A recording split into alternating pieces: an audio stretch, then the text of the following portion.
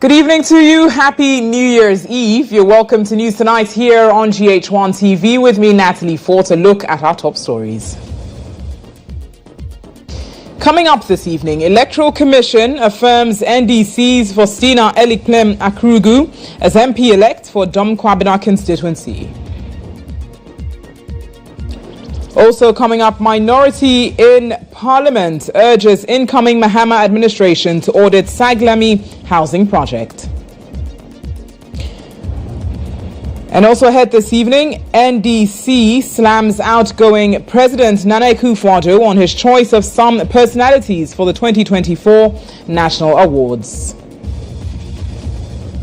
And ahead in business, Ghana Airports Company Limited maintains Magdan Aviation paid only 2 million Ghana cedis out of over $3 million debt owed to the company.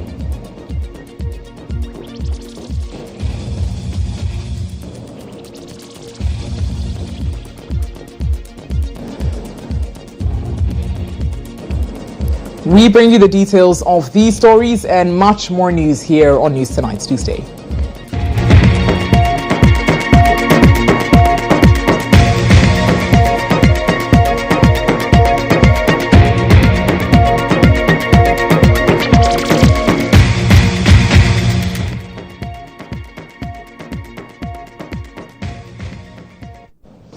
Well, let's now settle down for the details here on News Tonight on GHOne TV. As always, you can watch our bulletin live all across the world on Facebook and X at GHOne TV.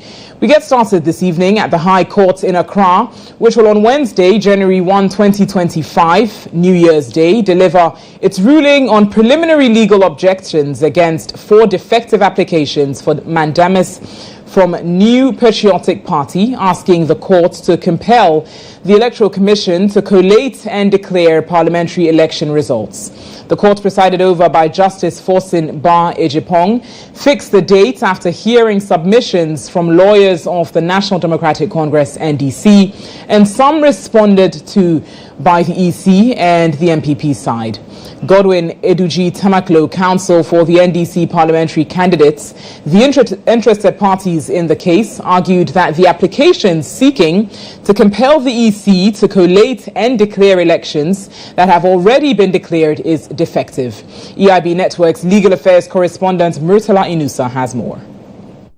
We were hoping to hear extensive argument in relation to the applications for mandamus, the 4 parliamentary candidates, specifically Techiman South, Tama Central, Okankwe Central, then Ablekuma North, following the Supreme Court orders. And rightly so, they appeared before the High Court in Accra, presided over by Justice Forsin Ba Ejipong. Both political parties fairly represented, a lot of legal luminaries in the court today. And just when we thought that the substantive matter, which has to do with the mandamus application that is seeking an order of the court to compel the Electoral Commission or to command the Electoral Commission to perform its lawful duty or constitutional duty, the NDC side, particularly lawyer Eduji Tamaklo, raised a preliminary legal objection to the mandamus applications before the court.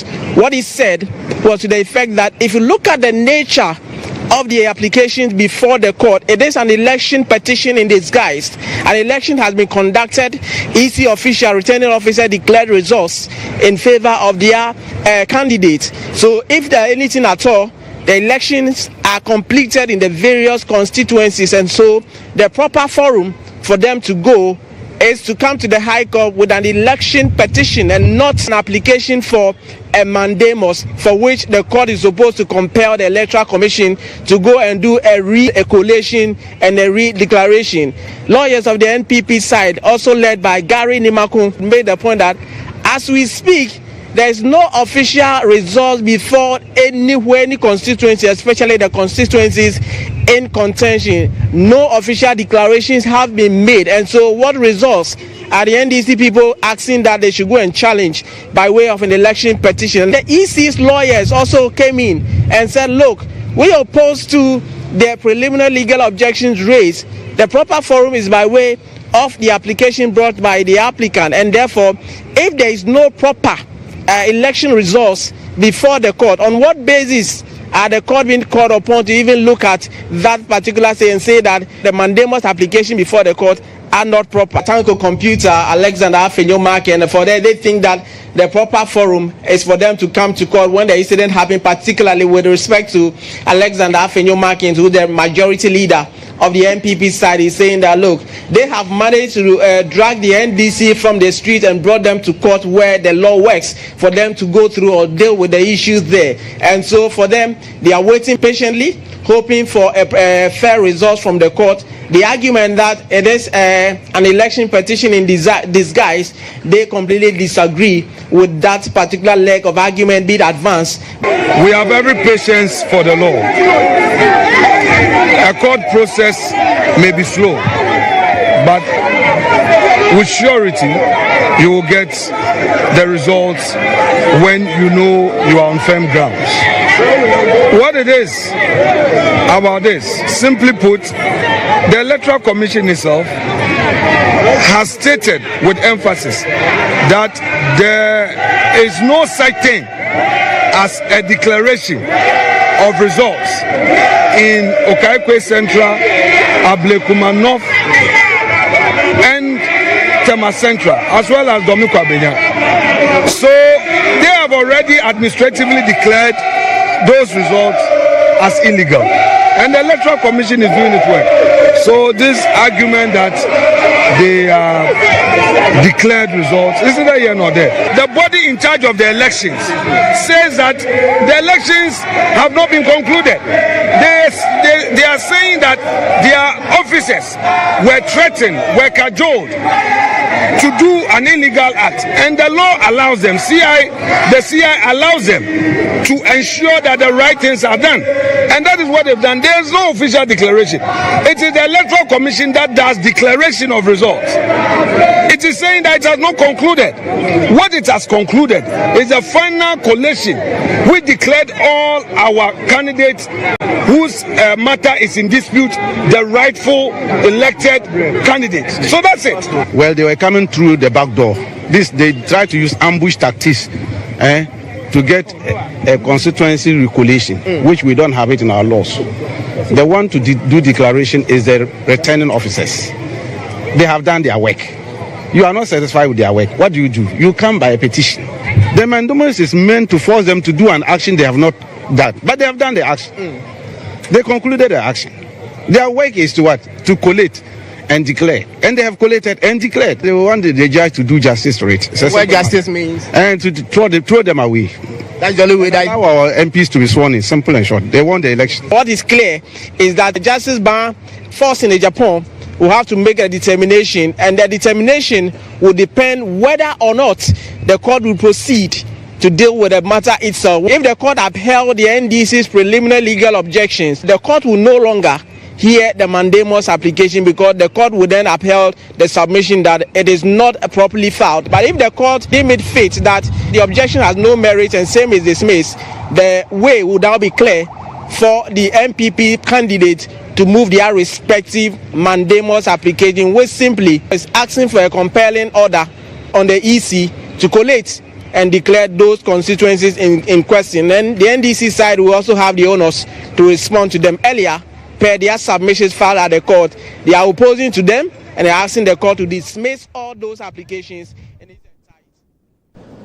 Well, more on that subsequently. Meanwhile, the Electoral Commission has finally declared Faustina Eliklem Akrugu of the National Democratic Congress, NDC, as the Member of Parliament elect for the Dome-Kwabenya constituency following the elections on December 7. The declaration comes after the Commission initially declared null and void the results of the election, which had declared the NDC candidate winner based on disputed results from one polling station. Speaking to the media after her declaration, the MP-elect assured constituents of working assiduously to bring developments to the constituency. The declaration follows a 2-week dispute between the NDC and the MPP over the winner of the parliamentary contest in the Dome-Kwabenya constituency. The Electoral Commission had resolved to rerun the parliamentary election in the Abokobi Women's Development Center 2 in the Dome-Kwabenya constituency. Total number of voters was 669. Meaning that if you give that number to the second person, he will overtake the first person. So it means that you have to go and rerun election at that polling station.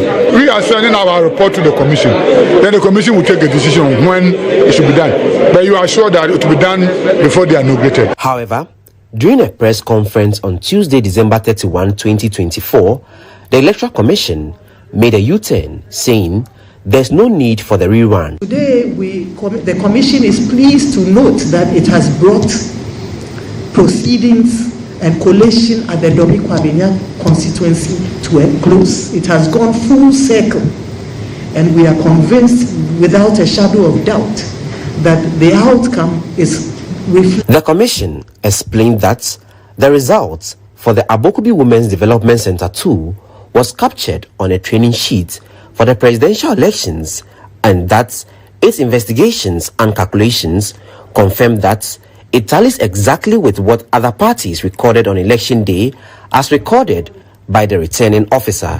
What she has explained is that, as I mentioned, she recognized that she did not have the parliamentary pink sheet. She had the presidential. And so she tallied everything on paper. She had both agents of the NPP and the NDC confirm the figure. And they agreed to go to the collation center to obtain a copy of the parliamentary pink sheet. Once there, they were informed to go to the district office. On their way there, unfortunately, they were accosted by some thugs who threatened their lives, and in the process, she fled. The good news is that she had this sheet in her bag, but she fled. And she says that the agents also dispersed and they all left. The returning officer for the Dome-Kwabenya constituency therefore declared Faustina Elikplim Akrugu as MP-elect for the Dome-Kwabenya constituency. By the power invested in me as a returning officer, I declare Madam Akrugu Faustina Elikplim as the MP-elect for Dome-Kwabenya constituency. Thank you. Speaking to the media after the declaration, MP-elect for Dome-Kwabenya constituency, Faustina Elikplim Akrugu, assured constituents of working hard to bring the much-needed development to the area. It's hard work that will make the people maintain me for long. And so it's all going to be hard work. And the hard work starts today. And so I want to thank the constituents for having that trust in me and then giving me this mandate. And I can promise them that we are going to make sure Dome-Kwabenya becomes a place that everybody will love to be. Elikplim Akrugu added that the victory marks a significant shift in the constituency, which was traditionally dominated by the MPP. You know, Dome-Kwabenya has always been for the MPP, and this is the first time the NDC has taken that seat. So I just want to thank all those who came on board to support us, and the victory, the voice of the people has finally spoken. And so to God be the glory. While expressing excitement about the declaration for the Dome-Kwabenya constituency, Deputy Director in charge of IT and elections for the NDC, Dr. Rashid Tanko Computer, said the NDC will fight to claim their outstanding seats. All the forces are going for NDC. We won the seat fairly, clearly. What we are fighting over there at the High Court is all tomorrow that they are going to give a ruling on our objection that we raised, the preliminary objection. And it's very clear. What they did is that they are trying to use a backdoor to get whatever they are looking for. In fact, they are looking to come through a backdoor to have a petition filed. That is the form they are trying to do. And that is why our lawyers raised that objection. You cannot use that method, mandamus, to get that kind of method, because those declarations were made. What is all here is not a real declaration. They're just confirming what they have declared already. Nothing has changed. Okay, DS is different. They want to now come, do another collation, and do another declaration. That is illegal. It's not known to the law. The declaration of Elikplim Akrugu reflects a broader trend in the 2024 elections, where the NDC had made gains in constituencies previously considered MPP strongholds. Well, let's stay on this issue a while longer. Joining us via Zoom is the Executive Director of Global Info Analytics, Musa Dankwa, for a conversation on this following this affirmation made by the Electoral Commission. It's good to have you, Musa Dankwa, joining us via Zoom. Now, first of all, what's your initial reaction to this affirmation made by the EC confirming Eliklim Akrugu as MP-elect for the Dome-Kwabenya constituency? All right. Thank you very much for having me. Actually, it did surprise me, and I was expecting that they would have done these investigations much earlier and put those issues to rest than they have done. But at least it's better late than never. There was no need for them to do any rerunning of the elections in the polling station in Abokobi because nobody has said that the results were illegally obtained. There was no act of illegality there, just an error by an administrator, and that shouldn't invalidate the results of the polling station. So they've done the right thing. Right, so you say that you are not surprised. Now, how much of an impact do you foresee that this is likely to have on the outcome of the remaining constituencies under dispute? No, I don't think there's a relationship between Dome-Kwabenya and the remaining constituencies. With Dome-Kwabenya, I think it was about a few issues that were not similar in nature to those that they are contesting. I don't think anybody contesting the figures that were put out there. Just that they were saying that the figures were put on a wrong document. But in other places, I think they are disputing the figures themselves, and that's where we have differences. Right. Very well. Now, just generally moving away from this, what's your general assessment of the mandamus application put forward by the MPP and the NDC's reaction that this is sort of a petition in some form? What's your reaction to that, and how do you see it playing out?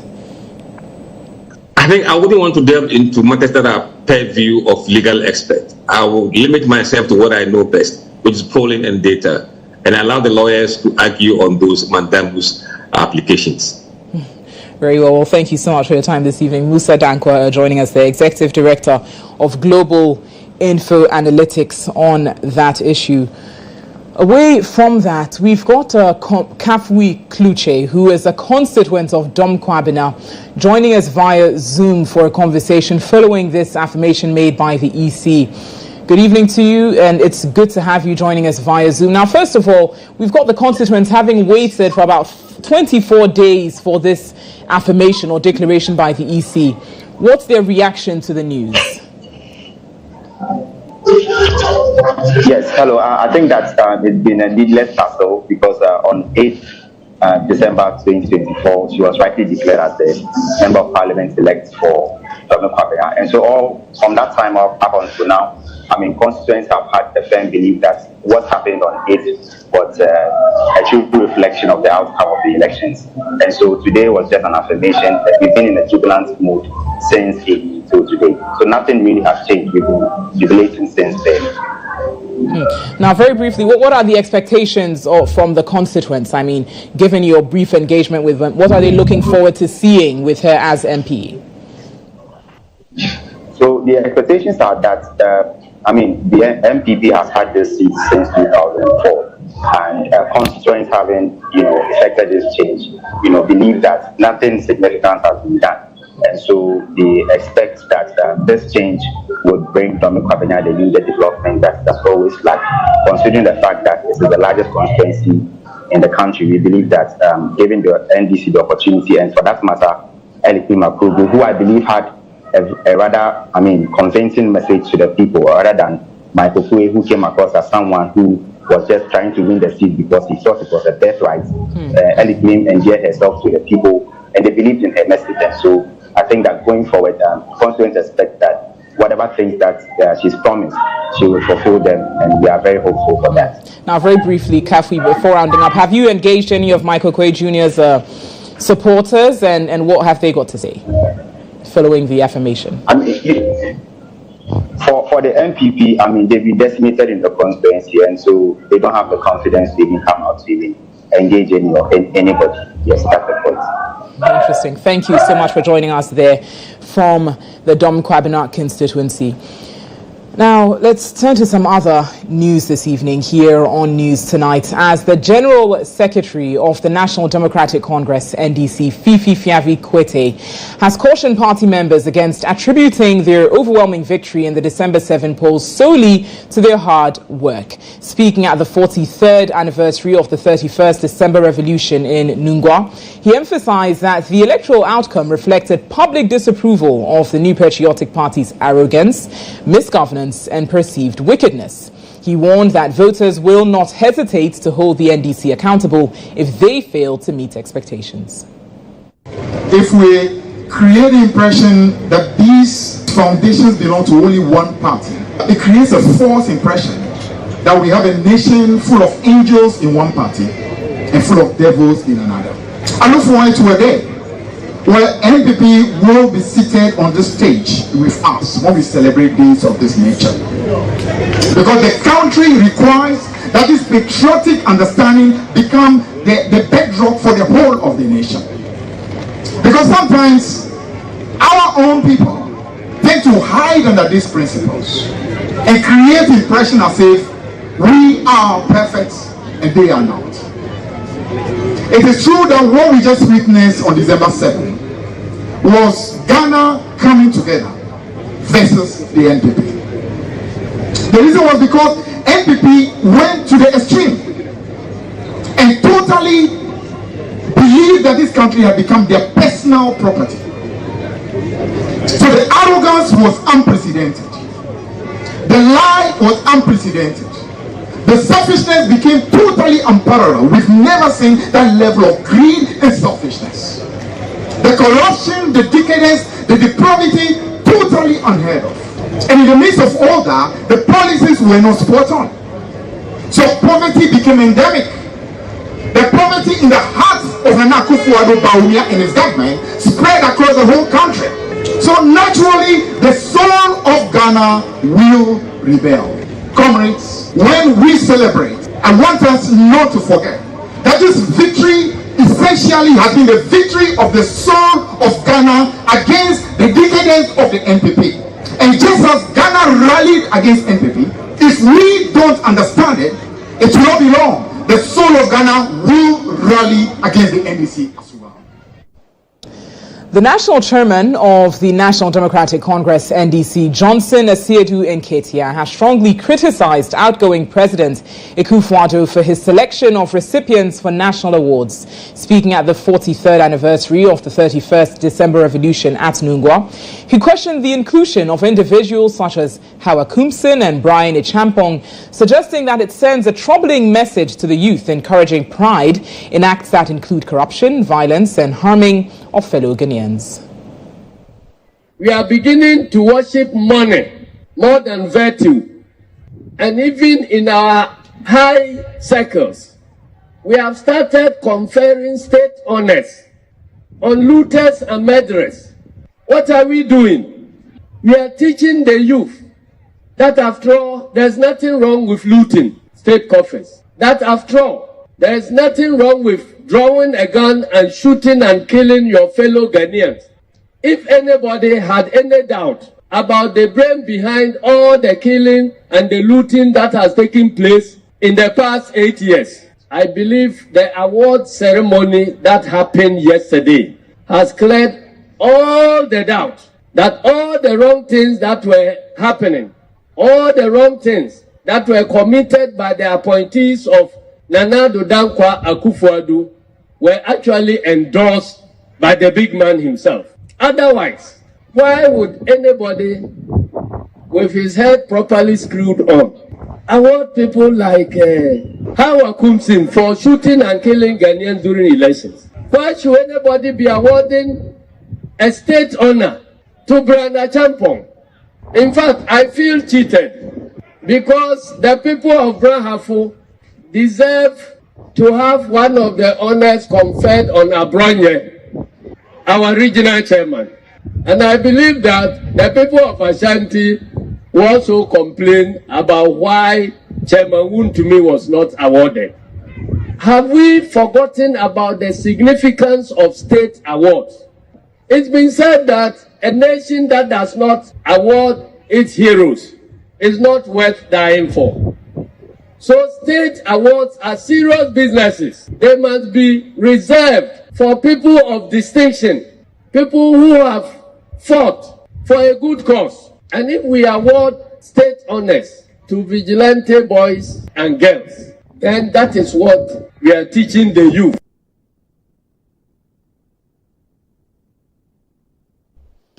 In other news this evening, the minority in Parliament is urging the incoming Mahama administration to audit Saglemi housing affordable deal as managers of the project attributes recent inferno to the accident. The minority in Parliament has charged the incoming Mahama administration to institute a probe into the circumstances under which the government handed the Saglemi affordable housing project to a private investor. It further indicates a probe is necessary to unravel if due diligence was followed or otherwise. Nana Addo administration has handed the 5,000 proposed housing units stalled project started by the previous NDC administration to GHOne LMI for completion. Speaking to the media during a tour of the facility by the Committee on Works and Housing, ranking member Vincent Opon Asamoah argued such a review will equip the new government with the knowledge of the way forward. Once government is in a hurry to offload any state asset, then the incoming administration should also take some interest in such an arrangement, so that if it will be beneficial to the state, we'll allow them to continue. However, if it is not to the benefit of the nation, a review is very important. You know, once NDC will mention review, and people will tell you, oh, yeah, we don't want to cancel it. But we all know review is not cancelling. At least we look at the pros and cons of the agreement, and if it will kneel to the benefit of the public, we'll go ahead and we execute it. Touching on the recent fire incident at the project, site supervisor Yao Obin refuted the arson claims, explaining the fire outbreak was as a result of decision to burn some overgrown bushes on the site. When we took over the site, the whole place was bushy, so we needed to clear the whole site and to just make the place accessible to, people who come around for other activities. So we just decided to burn the weeds, and unfortunately, after we had let, the whole thing escalated. So it wasn't, someone who had traveled outside and decided to set it ablaze. It was a planned thing, but unfortunately it went beyond our control.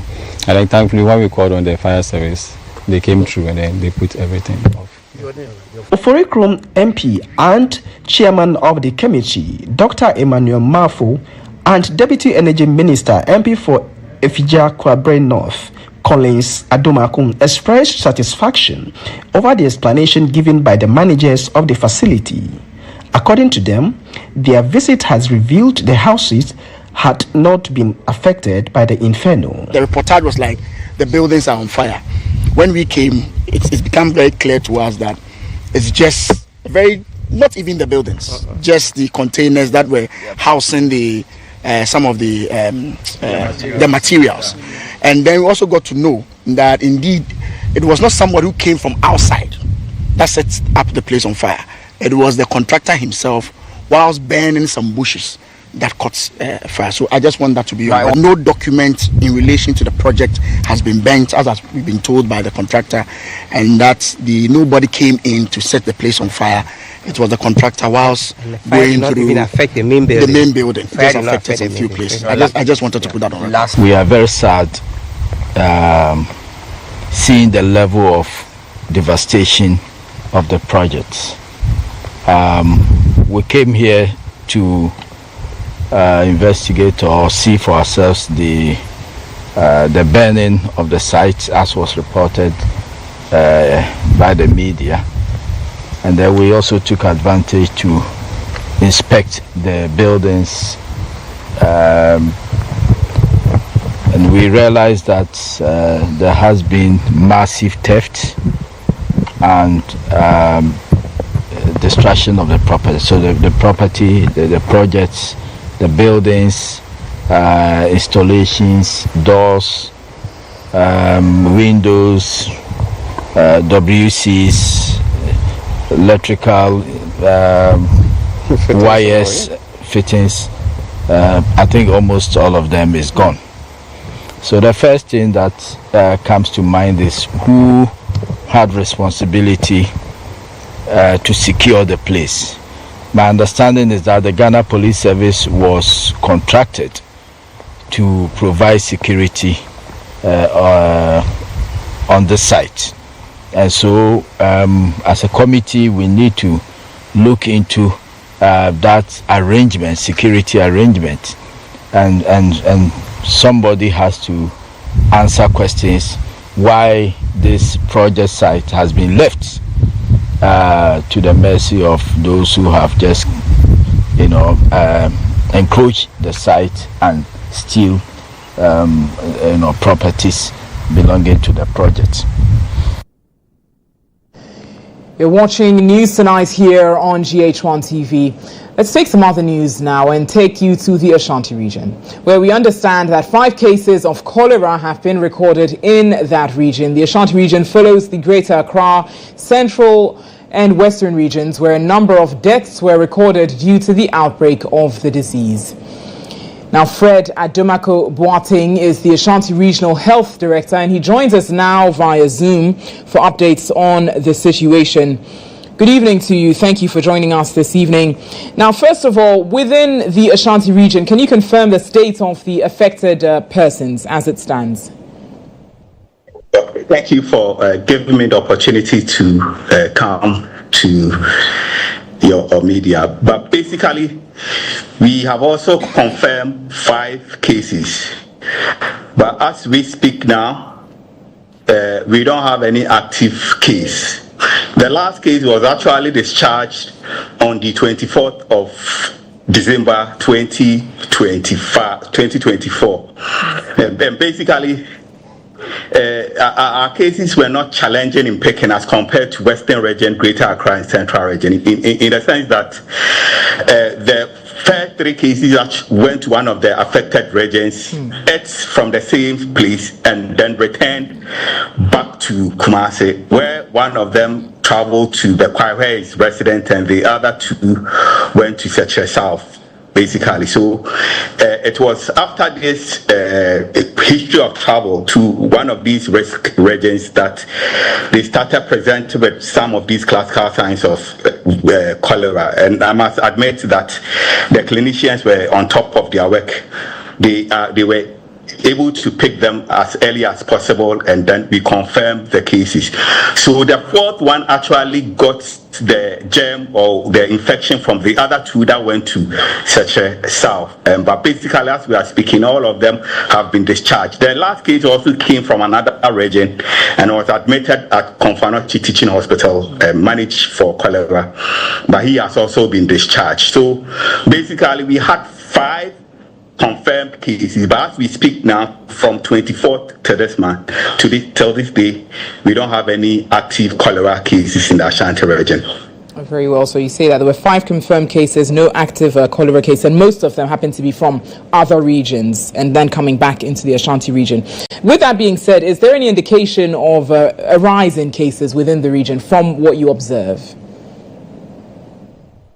And basically, from what you know, the vehicle or the risk factors for transmission of Vibro for cholera.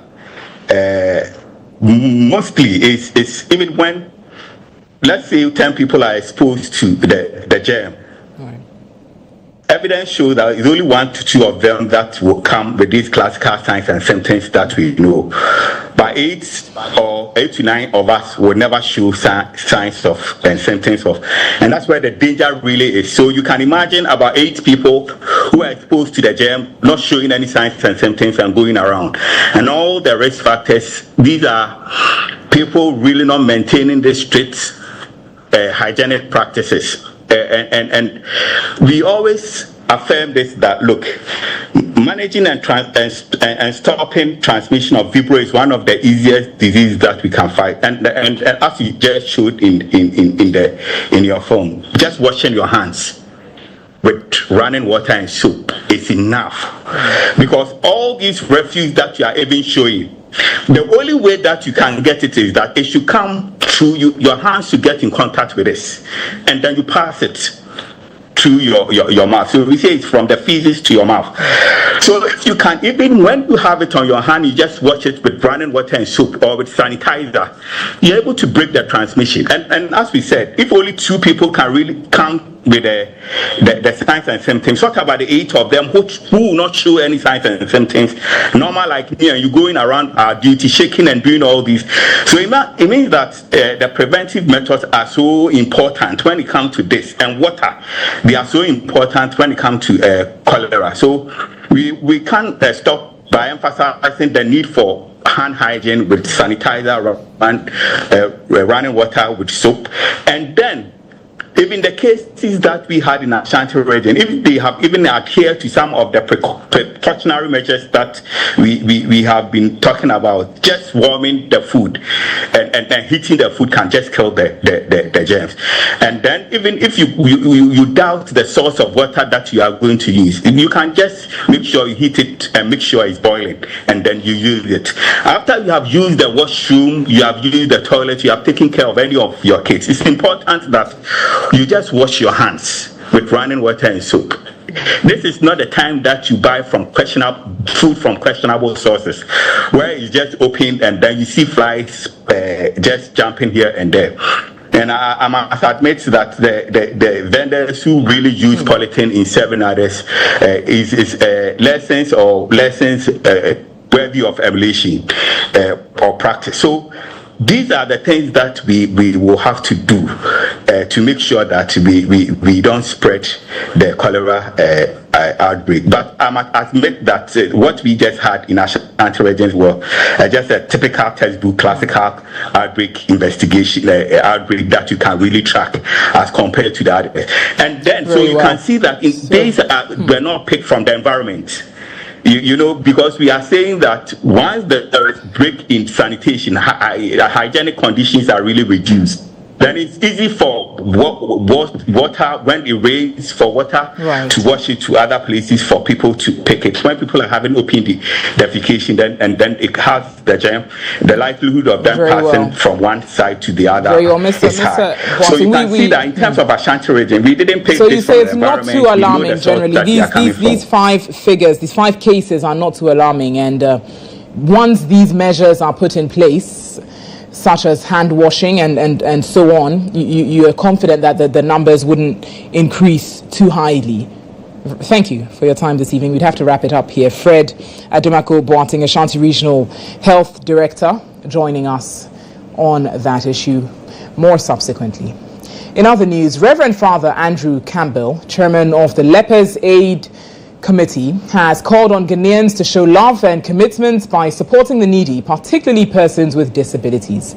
He urged families to stop stigmatizing relatives with conditions like leprosy, emphasizing that the disease is curable and that those affected need acceptance, love and support. There's more in this report. In an act of generosity, a philanthropist and his family have donated $5,000 to Reverend Father Andrew Campbell to support the operations of the Wager Leprosarium, a sanctuary for individuals affected by leprosy in Ghana.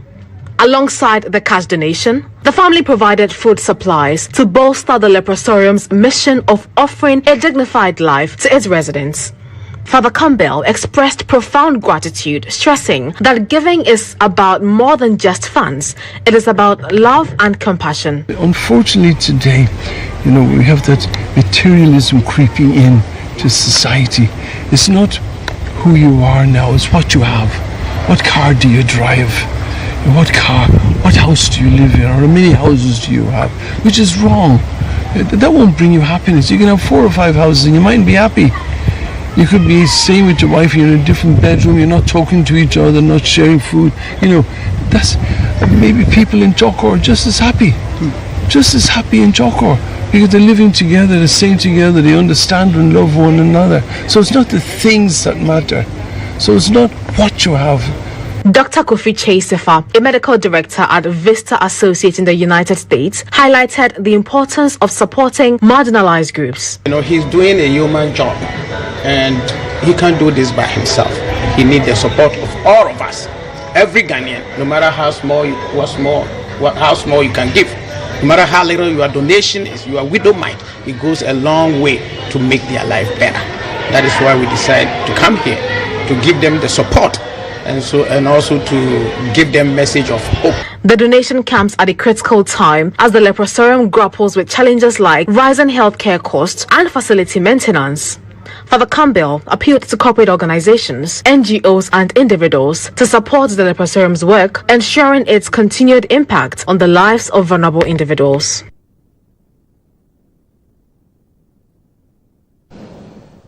Well, we've got more news for you shortly here on News Tonight. Do stay.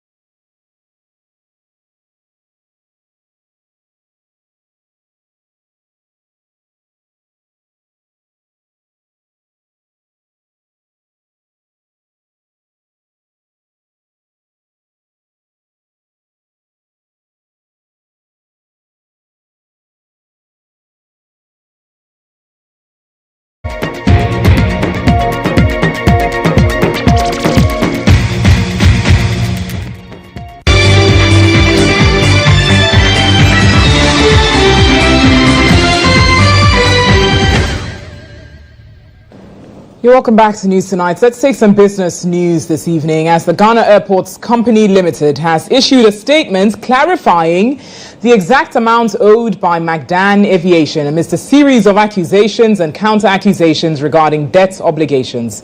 According to the statement, McDan Aviation owes a total of $3,995,622.66 plus $13,523.37 Ghana cedis. Notably, McDan made a payment of 2 million Ghana cedis on December 24, 2024 towards settling this outstanding debt. The Ghana Airports Company has since shut the Terminal 1 section where McDan Aviation operates at the airport, pending a full settlement of the outstanding debt.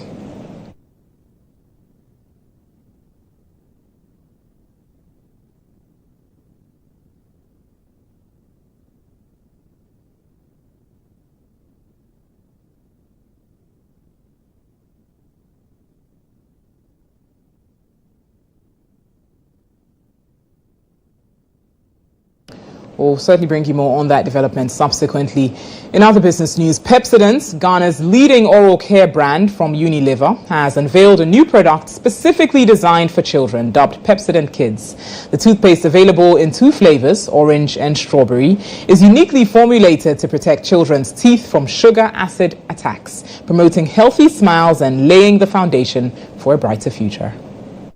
The launch, which drew hundreds of children, featured various engaging activities, including demonstrations on the proper method of brushing teeth, both day and night. In an interview with GHOne Business, Oral Care and Innovations Lead at Unilever, Glenn Abraham Ampoma, emphasized the importance of reinforcing children's preventive oral care, particularly during Christmas. Pepsodent has a lot of key benefits, but the main benefits are the protection of the enamel. You know, the kids are in the stage where they are having their enamels develop, their teeth are growing, they need protection. And then sugar acids are the leading cause of cavities. That is why the formulation is specially made to fight and then protect their teeth from these sugar acids, so that they can grow easily and successfully. Yeah. Dental care for infants starts at an early age. We shouldn't wait. We should prioritize the kids' oral care right from birth till they grow up. And then this is the time where we can make an impact on their oral health. Glenn acknowledged the global economic challenges and highlighted that affordability had been factored into the new product, ensuring that no child is denied access to Pepsodent Kids. They are very affordable. I'd urge all parents to get this. The prices are the same. It's just the variants that differ. We just want to give people different options to choose from. So you can get Pepsodent Kids everywhere. The neighborhood grocery by you, the pharmacy by you, your big supermarkets, your small supermarkets. Pepsodent Kids is going to be everywhere, and then it will be at arm's length. So all parents should go grab it and then let their children have a feel of it. The news team spoke to some children who shared their thoughts and excitement about the new product. Having a lot of fun. I thank my auntie and my mother for bringing me here, and I am very happy. Please, I'm very happy, and I'll use it at least twice a day. It's so cool, like I'm enjoying myself. Oh my God. Pepsodent Kids, brighter smiles for a brighter future. Well, that's all the business news you've got for you this evening. Sports news is next.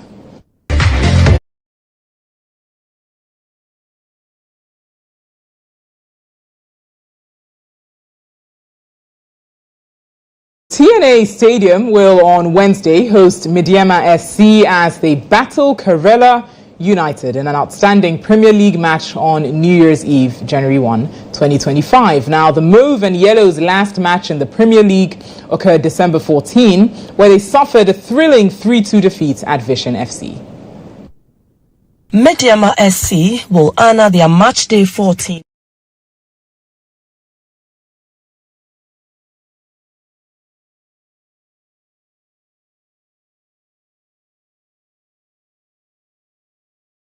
SC after the club contributed 6 players to the Black Galaxies camp for the CHAN qualifier against Nigeria.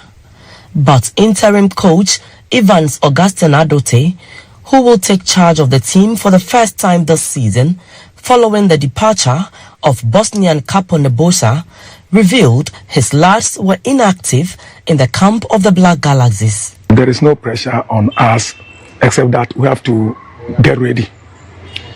As a coach, I will always tell you I don't underrate my opposition. Although Karela, they are lying 14th or 15th on the league log.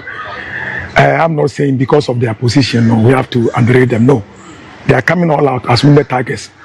We have to stand firm and make sure that by close of the day, the 3 points is in our basket already. Because I'm tasked by the club president that we are playing in Africa next year. We want to make use of the newly constructed TNA Stadium for our next African Championship. So the battle is still ongoing. He, however, spoke about some challenges in camp. Oh, there is no pressure on us except that we have to get ready. As a coach, I will always tell you I don't underrate my opposition. Although Karela, they are lying 14th or 15th on the league log. I'm not saying because of their position, no, we have to underrate them. No, they are coming all out as wounded targets.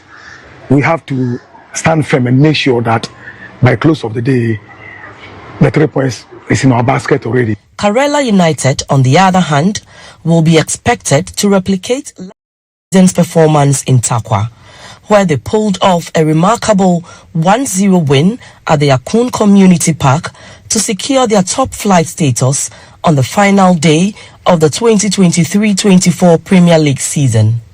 Meanwhile, a win for Midiama SC will see them maintain their 7th position, whereas a win for Cholera United will see them go above Vision FC in 12th position.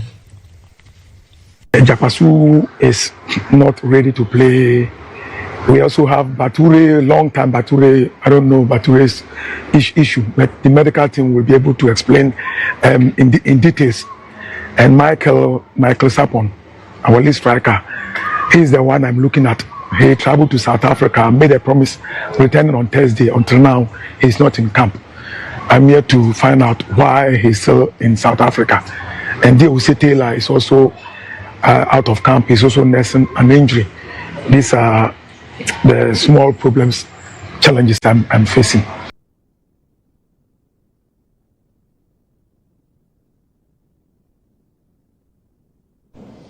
Well, in more sports news, the final boxing promotion of 2024 at the Bukum Boxing Arena delivered thrilling action as welterweight Abdul Rashid Tego delivered a crushing second-round knockout to Razak Mohammed. Here is the electrifying moment from the night's final bout, brought to you by Peter Kwao Adato.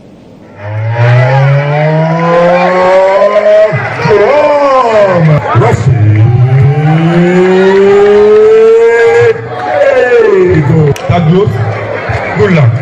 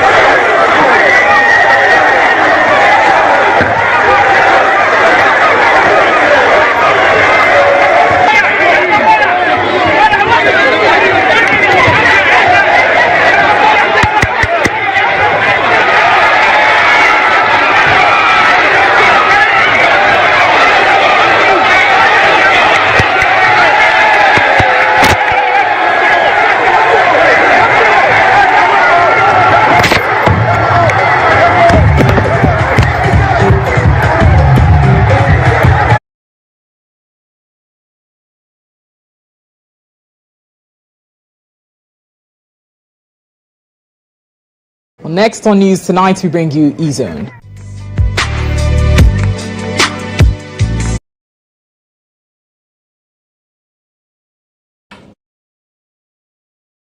On GH today, my colleague Lantam Papanko sat down with Councillor Lutrot, who made a rather controversial statement saying there's nothing wrong with a lady dating a married man. Here's more. One of the major things for our generation is marriage. Because they think that this scam, everybody must go through it. Marriage is a scam, but everyone must go through it. Is it a failure that I didn't get married? What really happened? Okay, I said I'll marry because there was a guy. Or I said I'll marry because I'm considering a certain guy. You know, people have not married yet because some of them were going out with people's husbands. And there's nothing wrong in going out with anybody's husband. Even if it tells you that when going out with somebody's husband is wrong, they are lying. There's nothing wrong with it. Having a relationship with a married man is not a wrong thing. That's in side chick. Yes, as a side chick. Side chick is a whole, it's a grace that God bestows on women who have the courage and they are part of the package in side marriages. chick. Yes. If any side chick is able to destroy anybody's marriage, there was no marriage then.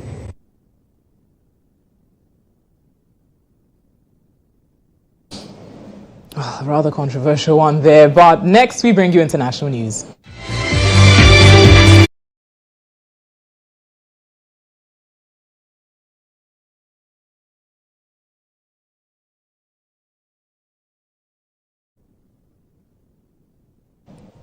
On the international front this evening, South Africa has sent a special envoy to meet with Mozambique's outgoing president.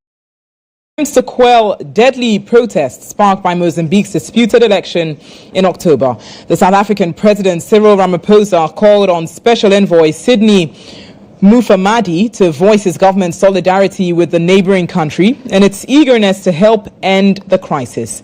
Fearing that the unrest could become more widespread, South Africa has ramped up security along its border.